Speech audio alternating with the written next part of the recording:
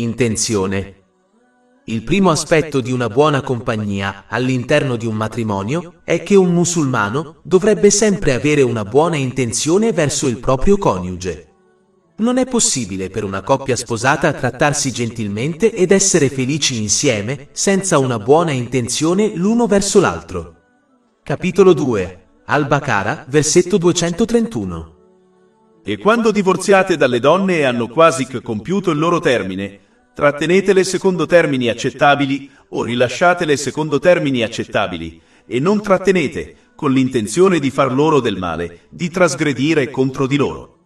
E chiunque fa ciò ha certamente fatto torto a se stesso. Quando una coppia sposata ha una buona intenzione di mantenersi reciprocamente felici, allora Allah, l'Eccelso, li guiderà verso l'amore reciproco e il rispetto reciproco. Ciò è stato indicato nel capitolo 8, Al-Anfal, versetto 70. Se Allah conosce qualche bene nei vostri cuori, vi darà qualcosa di meglio di ciò che vi è stato tolto. È fondamentale che marito e moglie abbiano una buona intenzione l'uno verso l'altra, poiché si manifesterà nelle loro azioni. Una volta che questa intenzione cambia, Allah, l'Eccelso, cambierà la relazione che condividono. Capitolo 13, Ar-Ra, versetto 11. In verità Allah non cambierà la condizione di un popolo finché non cambierà ciò che è in se stesso. Questa relazione diventerà quindi difficile e tesa. Ogni volta che una persona ha una buona intenzione, questa purificherà il suo cuore spirituale. Quando il suo cuore spirituale è purificato, il resto del suo corpo diventerà purificato, come la sua lingua.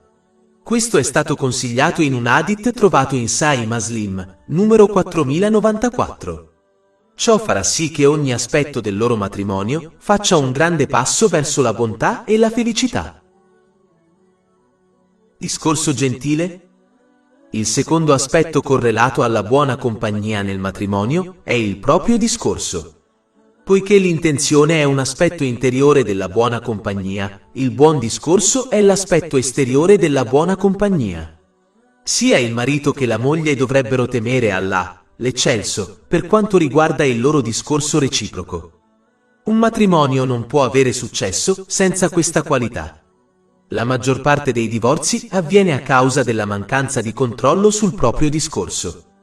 Le parole pronunciate da una persona non possono essere ritirate, quindi è importante che le coppie sposate riflettano prima di parlare, poiché le parole possono talvolta causare un dolore più duraturo delle azioni fisiche. Dovrebbero agire in base all'onnicomprensivo e di vasta portata hadith del santo profeta Mohammed, pace e benedizioni su di lui, trovato in Sahih Muslim, numero 176. Consiglia che una persona dovrebbe dire buone parole o rimanere in silenzio. Capitolo 33, Al-Zab, versetto 70.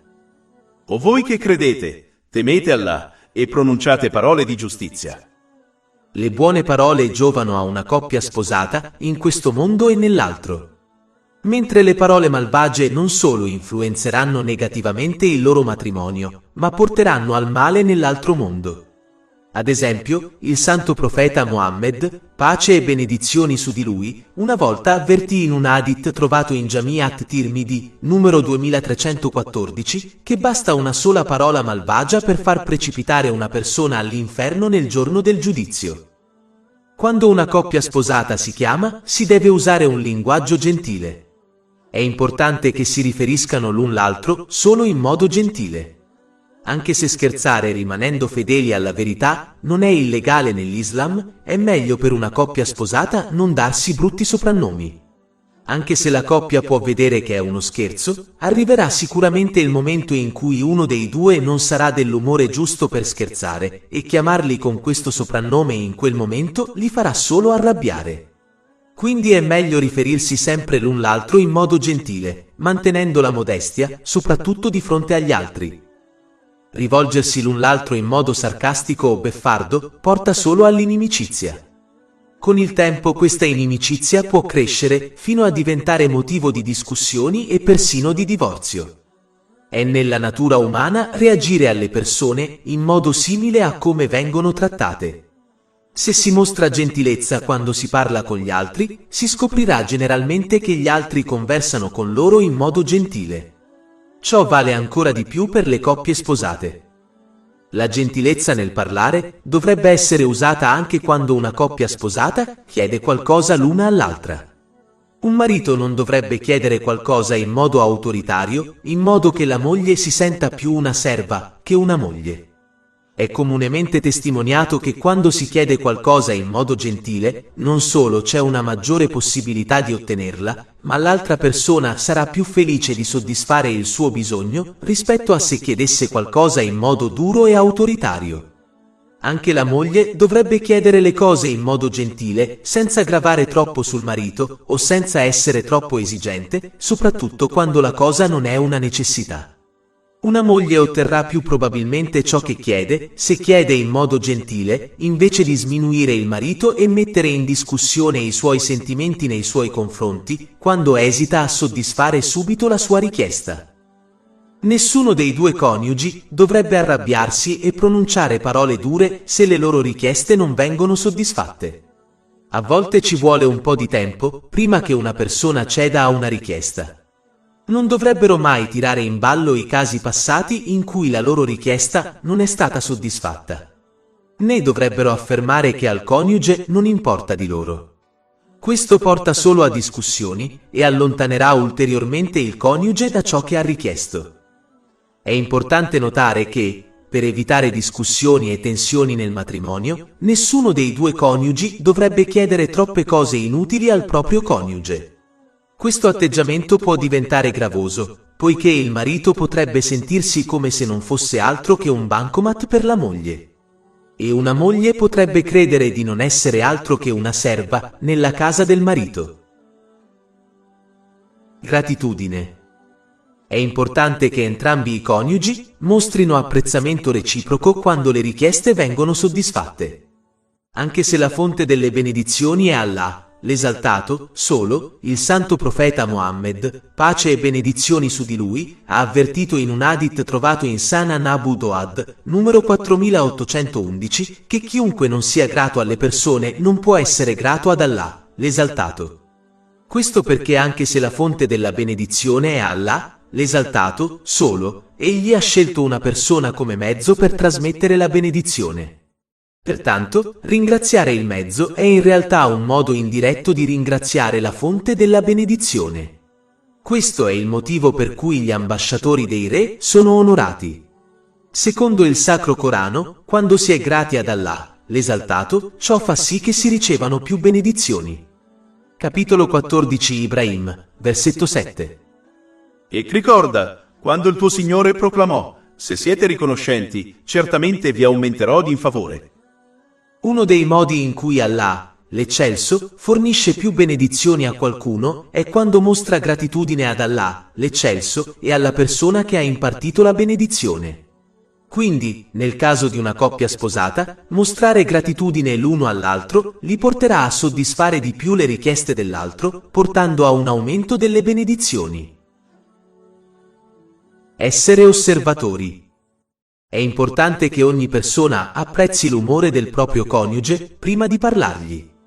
Ciò significa che se notano che il coniuge è stanco, malato o di cattivo umore, è importante che scelgano le parole ancora più saggiamente, poiché parlare al momento inappropriato spesso porta a discussioni. In situazioni come questa, darsi un po' di spazio può avere un enorme effetto positivo sul matrimonio. In queste situazioni non si dovrebbero chiedere cose inutili l'uno all'altro, poiché è meno probabile che il coniuge veda soddisfatta la sua richiesta e più probabile che la conversazione porti a una discussione. Argomenti. Poiché le persone non sono perfette, una coppia sposata avrà discussioni durante il matrimonio. Infatti, nessuna relazione è esente da discussioni. È importante usare un linguaggio gentile durante le discussioni, poiché è raro che qualcuno accetti i propri errori e accetti la verità quando gli si parla in modo duro. Infatti, la durezza non farà altro che allontanare ulteriormente una persona dall'accettare i propri errori e dal cambiare in meglio. Spesso, chi tratta gli altri duramente causa più problemi della cosa iniziale che ha portato alla discussione, anche se ha ragione. Proprio come alcune verità non dovrebbero essere dette quando possono offendere qualcuno, così chi ha ragione non dovrebbe usare durezza durante le discussioni. Avere ragione non dà a qualcuno il diritto di usare durezza nel parlare. Questo atteggiamento non farà altro che far crescere l'inimicizia all'interno di una coppia sposata. Inoltre, è meglio lasciare andare certe cose che non sono obbligatorie da ammettere o comprendere, invece di discuterne con il proprio coniuge. Trascurare, nella maggior parte dei casi, porta a una felicità maggiore che rimproverare e discutere sempre con il proprio coniuge per ogni piccola questione. Certe cose che sono importanti, come i doveri obbligatori, sono qualcosa che deve essere affrontato e discusso anche se porta a una discussione. Ma in casi come questo si dovrebbero sempre usare parole gentili, poiché un risultato positivo è più probabile con questa tecnica. Troppe critiche, anche se costruttive, possono portare all'inimicizia. Una persona saggia capisce che la maggior parte delle persone, in particolare, al giorno d'oggi, non ama essere criticata in modo costruttivo. Questa abitudine porterà solo all'inimicizia tra una coppia sposata. Criticare in modo costruttivo ogni tanto è accettabile, in quanto aiuta l'altro a migliorare come musulmani, ma non si dovrebbe esagerare. Deve essere fatto in modo gentile e al momento opportuno. Dire la cosa giusta al momento inappropriato può portare a ulteriori problemi. Gentilezza nelle azioni. Un altro elemento di buona compagnia tra una coppia sposata è il trattamento gentile. Non solo una persona dovrebbe mostrare un trattamento gentile al proprio coniuge attraverso le parole, ma anche attraverso le azioni.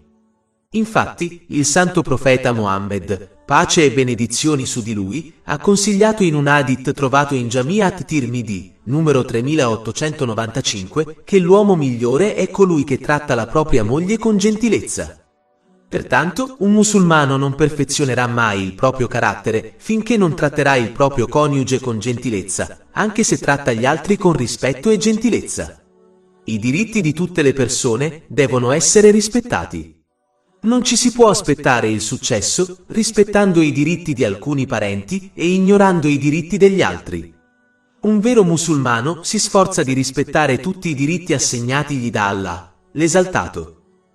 In un hadith trovato in Jami' at-Tirmidhi, numero 2003, il santo profeta Mohammed, pace e benedizioni su di lui, consigliò che la cosa più pesante sulla bilancia del giorno del giudizio sarà il buon carattere. È quindi essenziale che i musulmani adottino questo comportamento, in particolare con i loro parenti, come il coniuge. È una chiara ipocrisia trattare il mondo esterno con gentilezza e trattare la propria famiglia, come il coniuge, in modo scortese. Questa persona sta solo seguendo i propri desideri e non gli insegnamenti islamici. Questa persona bifronte alla fine sarà smascherata e disonorata in questo mondo e incontrerà una grande punizione nell'aldilà, a meno che non si penta sinceramente. Faccende domestiche. Un aspetto del trattamento gentile nel matrimonio è che ogni coniuge dovrebbe aiutarsi a vicenda nelle faccende domestiche. Infatti, il santo profeta Mohammed, pace e benedizioni su di lui, aiutava la sua famiglia con le faccende domestiche, dimostrando così che queste faccende sono neutre rispetto al genere. Ciò è confermato in un hadith trovato in Sahih Bukhari, numero 6039. Ma è importante notare che un musulmano dovrebbe seguire correttamente la tradizione del santo profeta Mohammed, pace e benedizioni su di lui, e non seguire i propri desideri. Questo hadith aggiunge chiaramente che quando era il momento della preghiera obbligatoria, lui partiva per la moschea. Ciò indica chiaramente che aiutare con le faccende domestiche è importante, ma la preghiera obbligatoria con la congregazione alla moschea è più importante. Ogni tradizione è prioritaria e si dovrebbe seguire questo ordine correttamente e non scegliere a proprio piacimento quali tradizioni si desidera seguire. Mostrare affetto. Un altro aspetto del trattamento gentile è mostrare affetto l'uno all'altro. Questo non riduce la virilità di un marito nel farlo. È un modo per dimostrare al proprio coniuge che ha un posto importante nella sua vita. Questo aumenta l'amore e il trattamento gentile tra una coppia sposata. Ma è importante notare che la modestia dovrebbe sempre essere mantenuta, soprattutto di fronte agli altri. Ecco perché è importante per una coppia sposata avere uno spazio privato all'interno della propria casa dove trascorrere un po' di tempo privato insieme durante il giorno. Compromesso. Parte del vivere nella gentilezza è capire che il matrimonio riguarda sacrificio e compromessi. Un coniuge non può aspettarsi di ottenere sempre ciò che desidera. Il matrimonio è una relazione di dare e ricevere. Nella maggior parte dei casi, più uno rinuncia e si sacrifica per il proprio coniuge, più apprezzerà e in cambio si sacrificherà per lui. Rispondi sinceramente con bene. Anche quando il proprio coniuge dimostra cattive maniere, un musulmano non dovrebbe rispondere per le rime, poiché questo non è un segno di vero musulmano. Invece, dovrebbe temere Allah, l'eccelso, e le conseguenze delle cattive maniere e dimostrare buone maniere nei confronti del proprio coniuge. Ciò non farà che elevare il proprio status in questo mondo e nell'altro. E persino le persone peggiori alla fine apprezzeranno questa reazione da parte di qualcuno, anche se non la mostrano. Un musulmano dovrebbe ricordare che Allah, l'eccelso, lo sta osservando e lo ricompenserà in entrambi i mondi. Quando un musulmano tratta il proprio coniuge gentilmente per amore di Allah, l'eccelso, allora la sua ricompensa è con lui. Non dovrebbe cercare una ricompensa dal proprio coniuge. Se si desidera una ricompensa da Allah, l'eccelso, dovrebbe agire per il suo bene e cercare la ricompensa solo da lui, non da altri. Questo è un punto estremamente importante che molti trascurano. Trattano il proprio coniuge gentilmente aspettandosi un pagamento da lui, quando dovrebbero agire per amore di Allah, l'eccelso, come lui ha comandato loro di trattare il proprio coniuge gentilmente. A chiunque cerchi una ricompensa dalle persone, verrà detto di ottenere una ricompensa da loro nel giorno del giudizio, il che non sarà possibile. Ciò è confermato in un hadith trovato in Jami' at-Tirmidhi, numero 3154. Trascurare e perdonare. Un altro aspetto del trattamento gentile è che ogni musulmano rimuova dalla propria mente le immagini fiabesche del matrimonio, poiché nessuno è una persona o un coniuge perfetto. Dovrebbero invece capire che allo stesso modo in cui loro sono lontani dalla perfezione, lo sono anche gli altri. Vale a dire, allo stesso modo in cui uno commette errori, così fanno gli altri, e allo stesso modo in cui uno vorrebbe che gli altri lo ignorassero e lo perdonassero, così dovrebbero ignorare e perdonare gli errori degli altri. Capitolo 24 An-Nur, versetto 22. 3. E lasciate che perdonino e trascurino. Non vorreste che Allah vi perdoni.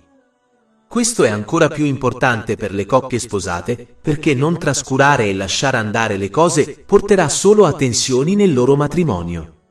Ogni musulmano dovrebbe imparare a lasciare andare le cose e a non serbare rancore, usando così gli errori passati del proprio coniuge contro di sé. Sfortunatamente, questa mentalità è molto comune tra i musulmani di oggi, si rifiutano di lasciare andare le cose e ricordano agli altri i propri errori anche decenni dopo.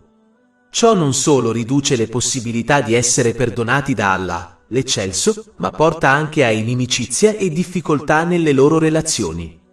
Poiché una coppia sposata trascorre molto tempo insieme, questo tipo di atteggiamento può essere disastroso.